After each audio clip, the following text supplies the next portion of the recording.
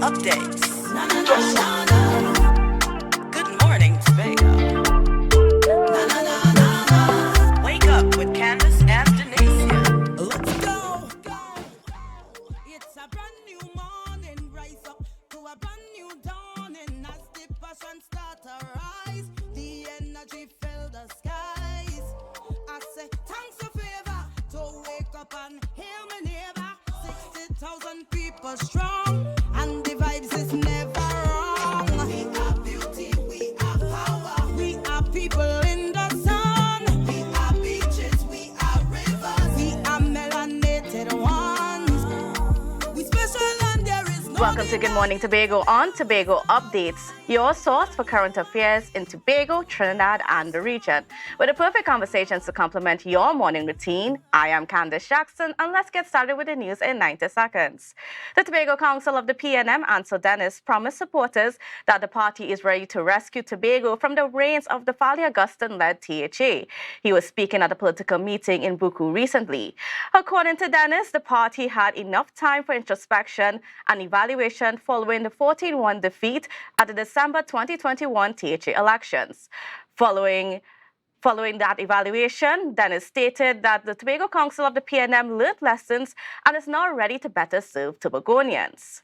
Meanwhile, the Tobago West MP, Shamfa Kajo, called on Tobagonians to not be fooled by the utterance of the current administration. According to Kajo, Chief Secretary Fally Augustine is not being truthful about the execution of some infrastructural projects within the communities.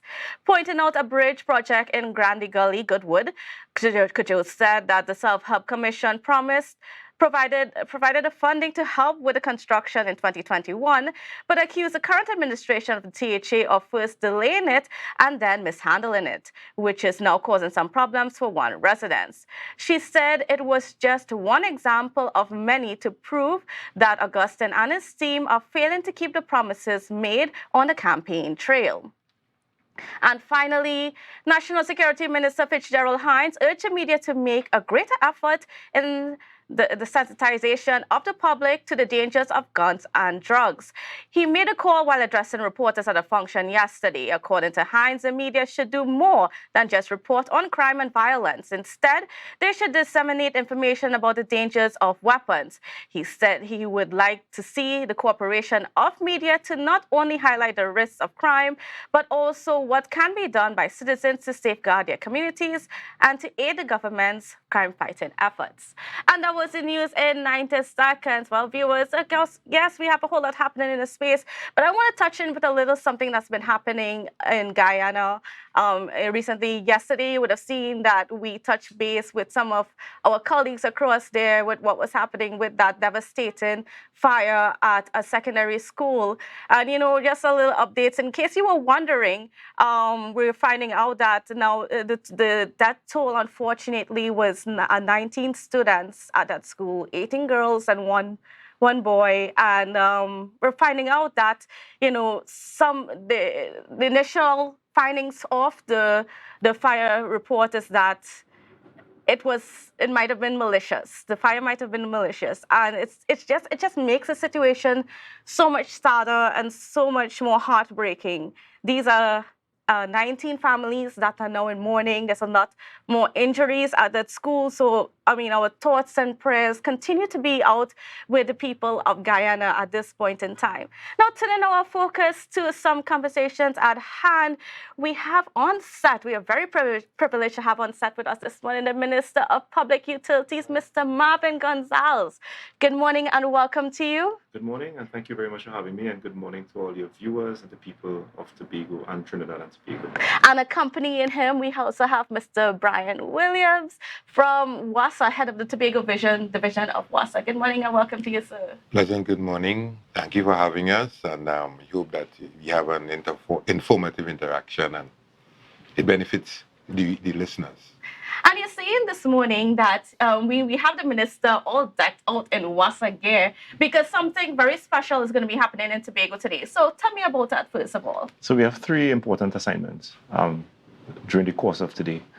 The first thing we are doing is we are going to turn the sword for the construction of a major transmission pipeline from Lambo Signal Hill to the Apex building, which is the Storby local road, is a 7.4 kilometer, 16-inch transmission line that is geared towards improving the supply of water in the area of southwest Tobago. Of course, that area is heavily populated, where most of your guest houses, hotels, etc., are located.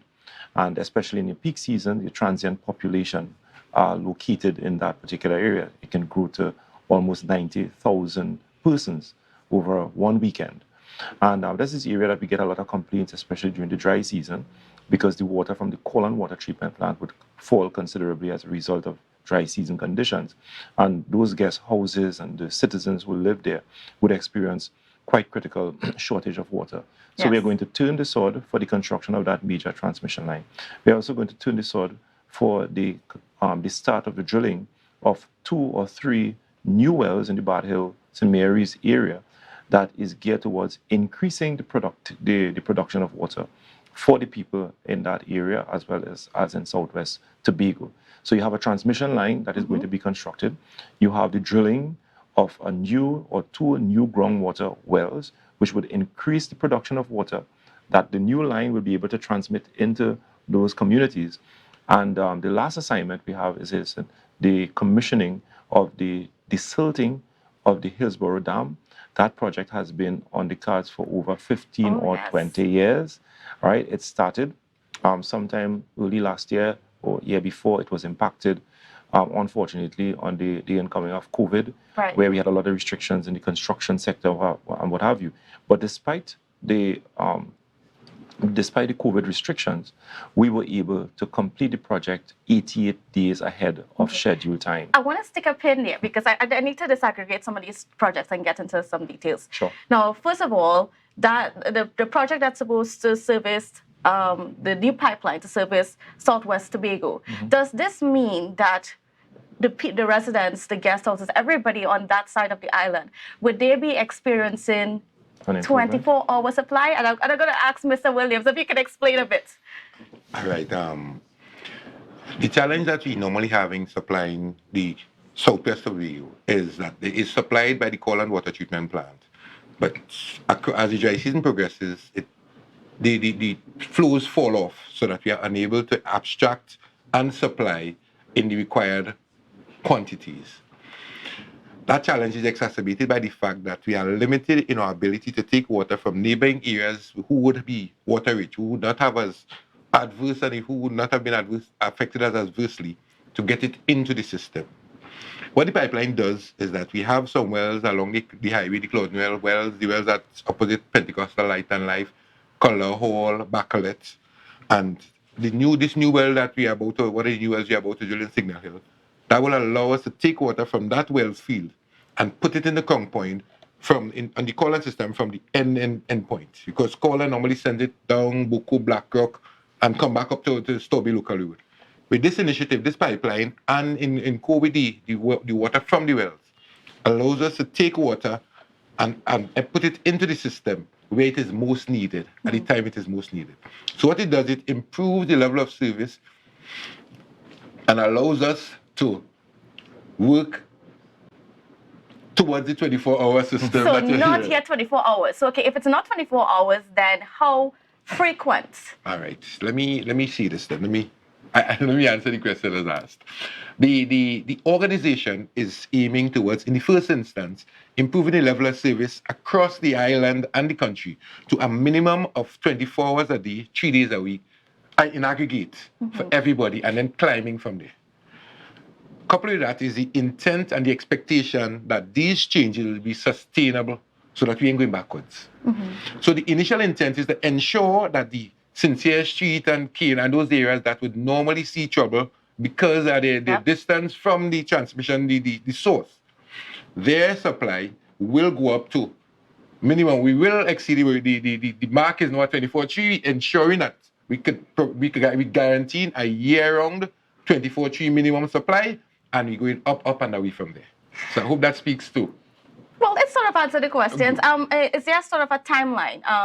Minister, did you put a timeline as to, when When can we expect in Tobago, especially in some of those areas that are very challenged, So to let me get to tell that you. 24? So even before today and the commencement of these projects that will positively impact the supply of water in Southwest Tobago, Mr. Williams will confirm that we commissioned a new booster station at Chauvin Road, the Chauvin Road booster, or the Patino's booster, as it was called originally.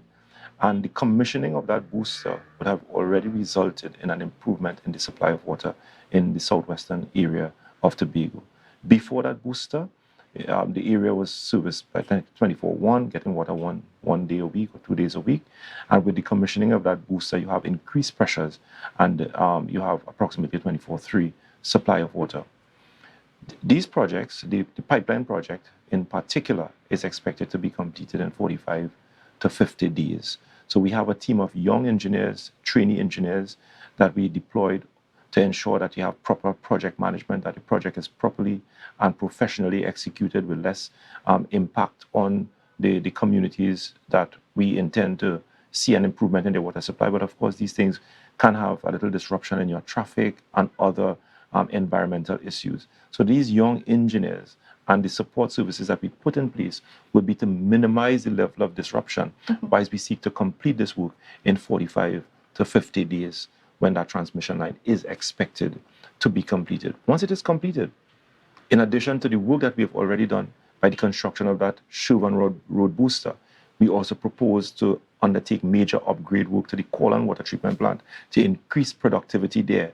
The new well fields that Brian spoke about and the new wells that we are going to be drilling will bring added water into the system. We are going to be very close to a 24/7 supply of water. A very important point to note, however, because the population has been placed on water restrictions and water scheduling for so long, a lot of people invested in storage tanks.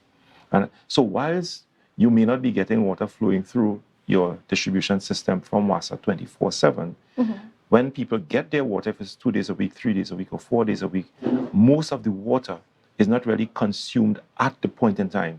It goes into their storage, and they do have access to clean potable water 24/7. Certainly. You understand? Yes. So I understand the 24/7 question, but remember, if you have a 1,000 or 2 or 3,000 gallon storage on your system, whenever you get water from W.A.S.A, most of that water goes into your storage. And whilst, yes, you may be getting water on a schedule of 3 days a week, 4 days a week, you have access to 24/7 because of the storage that you would have invested in. So you have to look at 24/7 in that context. So does this mean that that W.A.S.A is abandoning that mantra, that vision that has been there since probably the 1960s of that water for all, 24-hour service, water for all? Are we moving away from that? No, certainly. That the key is that people must have access, and communities must have access to 24/7 water. In Trinidad and Tobago, you have, at this point in time, 50% of the population enjoys a 24/7 water supply. Then the other 50%, you have people who get water 24/6, 24/5, 24/4, 24/3, and it comes... Which is mostly 24/3 in Tobago. Exactly. So what you try to do is to keep improving, but there are areas, unfortunately, that get water under 24/3. So based on limited financial resources available, understand, it is better you channel your limited financial resources to get those communities that are under 24/3 to a minimum of 24/3. And whilst you do that, as we're doing here, you improve your network to be able to move around the supply of water easily. Unfortunately, it is not easy to move around water in Tobago. So you're improving your connectivity, you are improving your transmission system, where it will be easy to take water from a water-rich area into a water-scarce area. And by so doing, you would see communities that are getting water 24/3 easily moving to a 24/5, 24/6. And as you go about that network improvement, you inch to the 24/7 target. Certainly. Now, I mean, I know, okay, I might be a little bit wrong here, but Hillsborough provides 15% of the water in Tobago at this point in time. Or has that changed? I'm not too sure of the percentage. Brian will be able to tell you, or will confirm, but it provides and supplies about 12 to 15,000 customers. 200, it was designed to accommodate 225 million gallons. And because of the lack of maintenance over the years, that capacity dropped and resulting in the need to desilt the dam. Right, because which began in 2020. it began in 2020. It was completed last year. It was tested, and the dam is now approximately 95% back to its design capacity of 225 million gallons of water. And Brian will also confirm that we now have 22 extra days of storage in that dam. So much so that within the dry season, all of the communities that are fed off the Hillsborough Dam will not place on any water restriction, because during this very intense dry season, Hillsborough was able to produce 1.4 million gallons of water, stayed above its long-term average because the dam increased in capacity, and the result of that work was felt by the communities during this rainy season. And what we are looking to do as well, as this desilting component is completed, we are going to upgrade the water treatment capacity at the Hillsborough Dam so that we'll be able to extract perhaps 2 million gallons of water per day. So you have the capacity to get even 500,000 gallons of water more per day from the successful desilting of the dam, so that communities can now see a further improvement in their supply. Now, I know that there's an overflow facility built in the dam, and that has not quite been maintained over the years. Has there been any improvements done to that? Is there a plan for that so that we could harvest more water? Especially, I mean, we saw last year with the heavy rains, it was overflowing, and I think the overflow was overflowing, if I'm not mistaken. Brian? All right. To speak to the concerns you had, Hillsborough Dam does, in Tobago, we do about between 12 and 14 million gallons of water per day. Hillsborough Dam does 1.4 million, that is 10%. So that speaks to the initial question, right? The Hillsborough Dam is strategically important in that because it's at the elevation above sea level and the configuration of the plant, in the event that we have a, God forbid, a natural disaster, we have power outage for a while, we are able, because of the location, we can still provide a supply to a large portion, geographical area of the population, who are at a low, so we can do it by gravity because of the elevation. So it's strategically important. Having regard to the question you just asked me, there we are at this point. The spillway, you're asking about the overflow. There is a spillway that is built into the Hillsborough Dam, it speaks to the engineering. The dam has an impounding volume, which has a limit. You don't want the pressures to climb above a certain amount, and the pressures will increase on the impounding wall, will increase as the levels go. So the spillway has been built in to ensure that once you get to that critical 250 million gallons, which is when the reservoir is full, that it flows over. The spillway which you refer to is designed in a cascading like a waterfall, Yes. and that also is tied into the engineering that allows for you to break the energy of the water as it comes over, so you don't have flooding and washing away further downstream. But is there a use for that water currently? All right.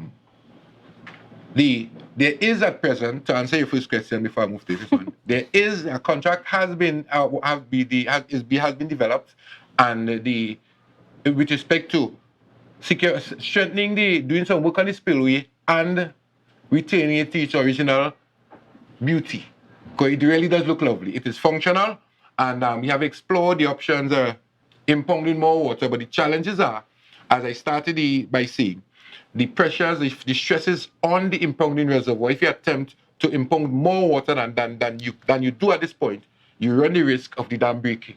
All right?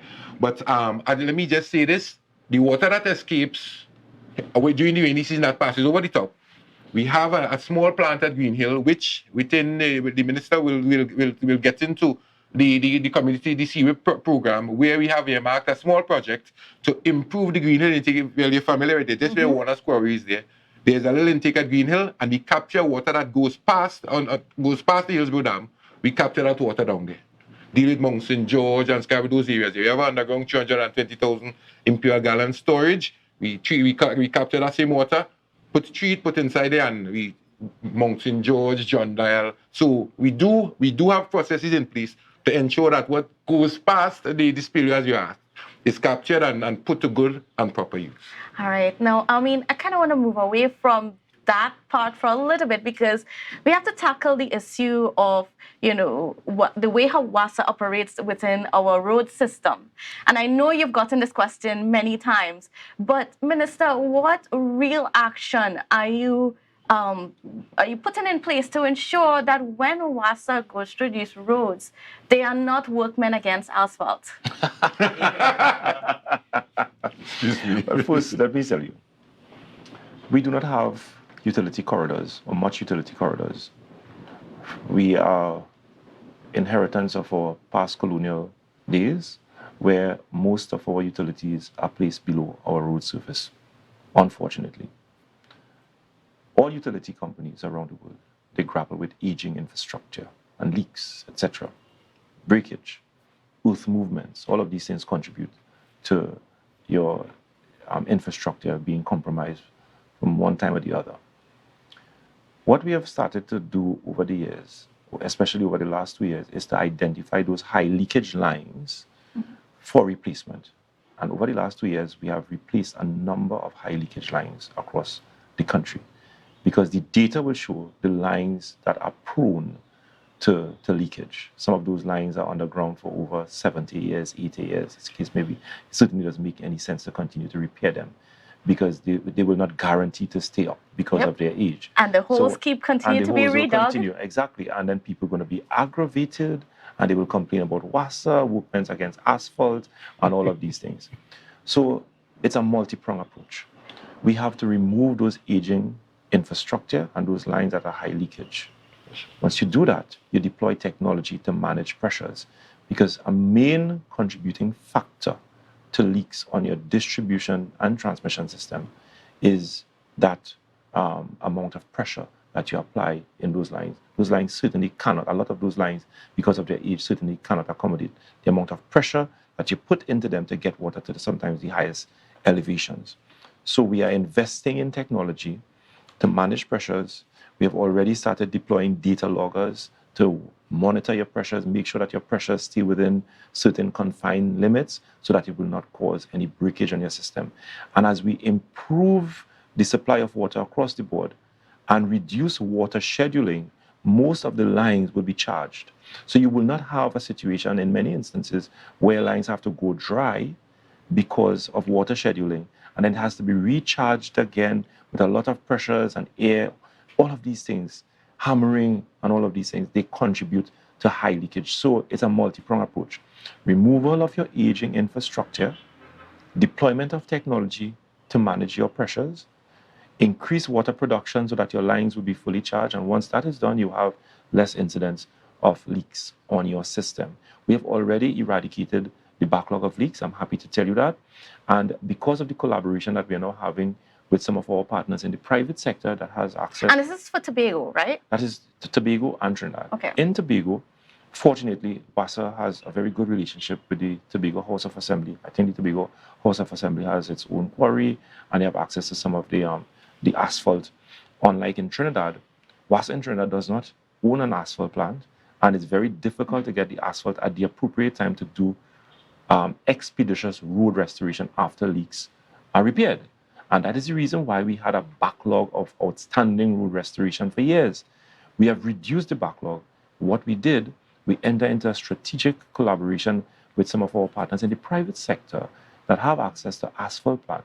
And as soon as those leaks are repaired and the road surface, unfortunately, is disrupted to repair the leaks, shortly after, the road paving contractor will come and not only restore the road, but restore the road up to an appropriate and acceptable professional standard.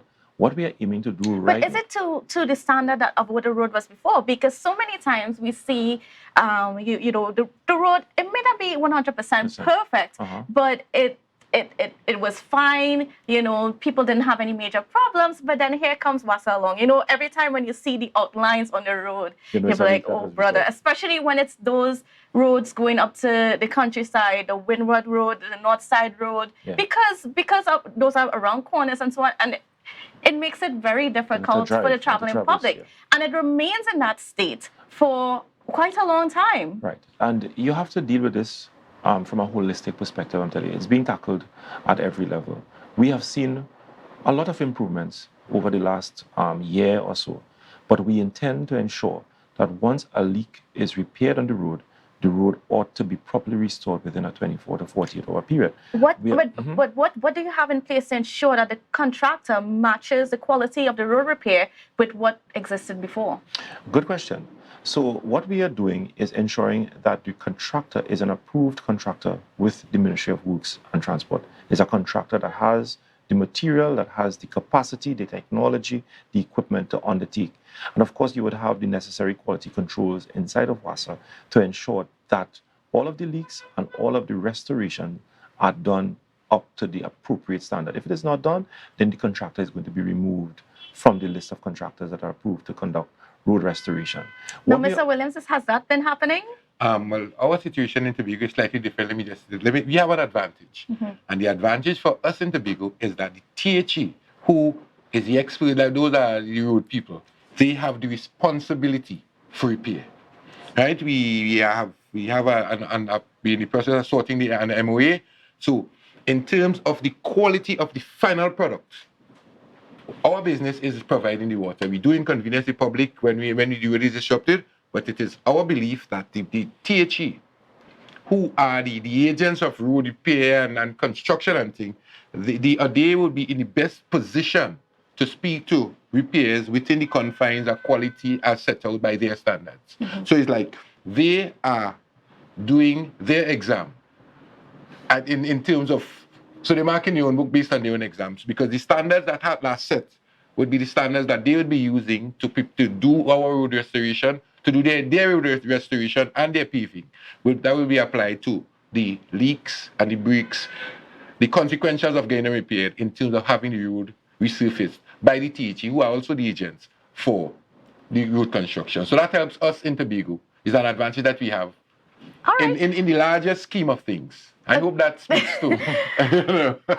We're certainly going to look forward to keep an eye on how that works. Now, we have to unfortunately wrap this conversation because we're out of time. But before we go, I want to find out now for this services, this function this morning, the opening of these new lines and the commissioning of these new wells, is the THE invited to be a part of that ceremony? Yes, the THE was invited. THE is a very vital stakeholder. Even though they were uninvited at the last one? I don't know about that. The Tobago, every time I come up to Tobago, I ensure when we have functions of this nature that the THE is included. So I don't know of any incident where the THE was uninvited. That certainly did not happen under the Ministry of Public Utilities. And before we came up, we ensured that they got the necessary invitation to participate in what is going to be in the best interest of all the people of Tobago. All right. Well, yes, so we're going to be looking forward for it. We're certainly looking forward to better improvement of the water supply in Tobago as we inch closer.